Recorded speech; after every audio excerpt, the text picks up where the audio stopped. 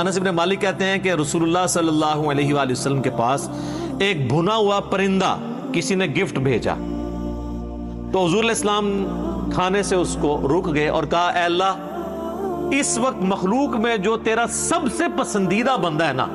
اسے میرے پاس بھیج، میں اس کے ساتھ بیٹھ کے یہ کھاؤں۔ اب حضرت انس کہتے ہیں میں سوچ میں پڑ گیا یہ بندہ کون ہوگا، تو مولا علی آ گئے اور پھر کہتے ہیں مولا علی نے اور رسول اللہ نے بیٹھ کے وہ پرندہ کھایا۔ سر یہ ان الفاظ کے اندر قیامت چھپی ہوئی ہے۔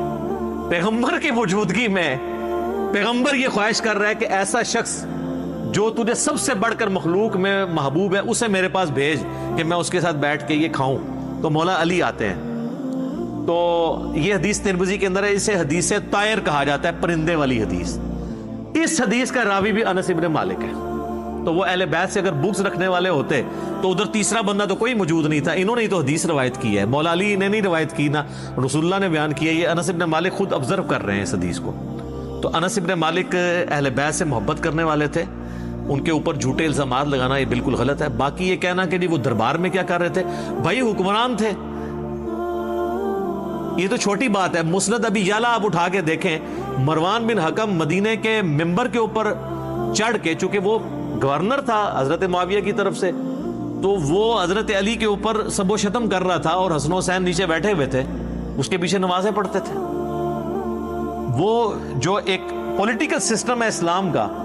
اس میں کسی طریقے سے بھی اس کو وائلیٹ نہیں کیا کرتے تھے اہل بیت، قانوناً اس چیز کو فالو کیا جاتا تھا۔ تو حکمران تو تھے نا وہ، تو حکمران اگر کسی کو بلاتے ہیں اپنے دربار کے اندر تو ظاہر ہے رعایا کو تو جانا پڑتا ہے، اس کو تو چھوڑ دیں، یہ چھوٹی مثال ہے۔ فرعون کے دربار میں بھی تو ایک مومن تھا،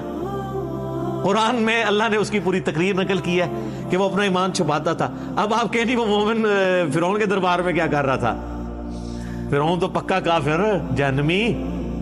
یہ تو پھر بھی کلمہ گو تھے، مسلمان تھے، باقی آخرت کا فیصلہ اللہ نے ان کا کرنا ہے۔ تو اگر فرعون کے دربار میں ایک مومن ہو سکتا ہے تو انس بن مالک بھی عبید اللہ ابن زیاد کے دربار میں اگر چلے گئے، چونکہ وہ گورنر تھا تو وہاں پہ موجود تھے، تو دیکھیں ادھر ہونے کا فائدہ ہی تو ہوا ہے نا۔ جو آپ نے حدیث بیان کی ہے صحیح بخاری میں، یہ حدیث حضرت حسین ابن علی کے چیپٹر میں ہے، انٹرنیشنل نمبر کے مطابق 3748، کہ جب سیدنا حسین ابن علی کا سر کاٹ کر ایک تشت میں رکھ کے، ایک کھلے برتن میں، عبید اللہ ابن زیاد گورنر کوفہ جو یزید کی طرف سے گورنر تھا اس کے سامنے رکھا گیا، والعیاذ باللہ تعالی۔ جن لوگوں نے حسین ابن علی اور اہل بیت کو اس طریقے سے شہید کیا ان پہ اللہ کی لعنت۔